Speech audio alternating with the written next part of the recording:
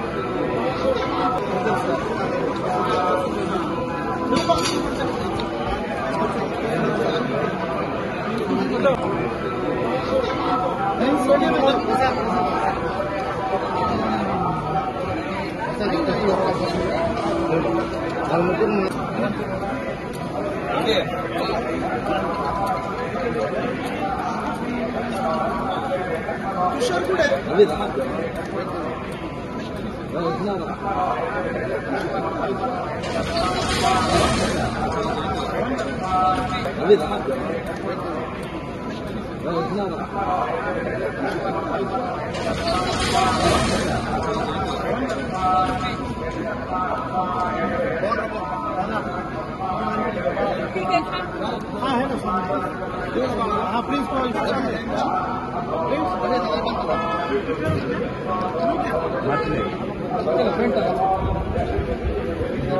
please लगे दादा please ही बंद